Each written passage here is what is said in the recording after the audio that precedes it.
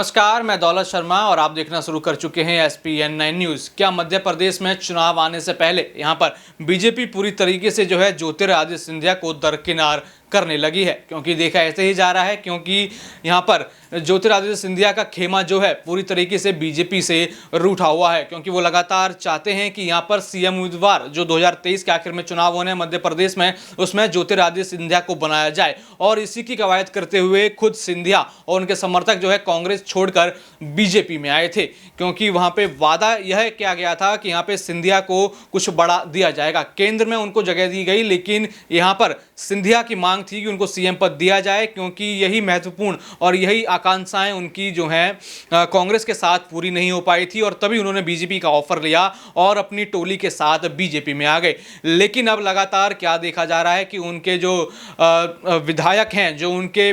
समर्थक हैं, वो लगातार बीजेपी का साथ छोड़ के कांग्रेस की तरफ वापस लौट रहे हैं, जिसके ऊपर खुद सिंधिया भी बौखलाए हुए हैं और समझ नहीं पा रहे हैं कि आखिर वो किसका साथ दें, क्योंकि बीजेपी ने तो उनका वादा पूरा किया नहीं और ना ही 2023 में करते हुए नजर आ रहे हैं। क्योंकि एक चुनाव को लेकर अमित शाह ने मध्य प्रदेश में जाकर एक मीटिंग ली, जिसमें प्रदेश अध्यक्ष BD शर्मा मध्य प्रदेश के नजर आते हैं, कई अन्य नेता नजर आते हैं, वहां पे शिवराज सिंह चौहान के कई खास नेता, कई खास MLA नजर आते हैं, लेकिन ज्योतिरादित्य सिंधिया वहां नजर नहीं आते और ना ही उनका कोई खास करीबी वहां नजर आता है। और तो देखा जाता है कि क्या सिंधिया अब खुद भी जो है बीजेपी से साइड होने लगे हैं, क्योंकि उनके समर्थक लगातार बीजेपी छोड़ के जाते जा रहे हैं, क्योंकि उनका समर्थन यहां पर कमजोर पड़ रहा है। उनके पास जो MLA की जो संख्या वो लेके आए थे, लगातार उसमें गिरावट आती जा रही है, और अगर उनके पास समर्थन नहीं रहेगा तो पार्टी में आखिर किस तरीके से वो टिक पाएंगे और अपनी मांग जो है रख पाएंगे। क्योंकि देखा जाए तो पहले जब वो कांग्रेस में थे तो कई नेताओं से उनकी दुश्मनी रही थी, उनकी कई बीजेपी के नेताओं को लेकर भी वो वार करते थे, खुद प्रधानमंत्री नरेंद्र मोदी को लेकर भी कई बड़ी बात उन्होंने कही थी। तो देखा जाए तो मध्य प्रदेश के कई सारे नेता उनके लिए इसी वजह से ही उनसे खफा हैं, क्योंकि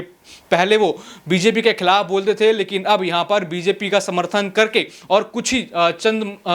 सालों में या फिर कुछ थोड़ी ही मेहनत में जो है वो सीएम पद पाना चाहते हैं। लेकिन मध्य प्रदेश में कई ऐसे बीजेपी के कद्दावर नेता बैठे हैं जो चाहते हैं कि सिंधिया के हाथों में बीजेपी की कमान ना जाए, शिवराज सिंह चौहान के पास ही रहे। और लगातार यही रस्साकसी मध्य प्रदेश में जारी है, जिसको बीजेपी सॉल्व नहीं कर पा रही है। लेकिन देखा जा रहा है कि बीजेपी ने अब दरकिनार यहाँ पे सिंधिया और उनके समर्थकों को करना शुरू कर दिया है। और भी ऐसी खबरें जानने के लिए देखते रहिए SPN9 न्यूज़। धन्यवाद।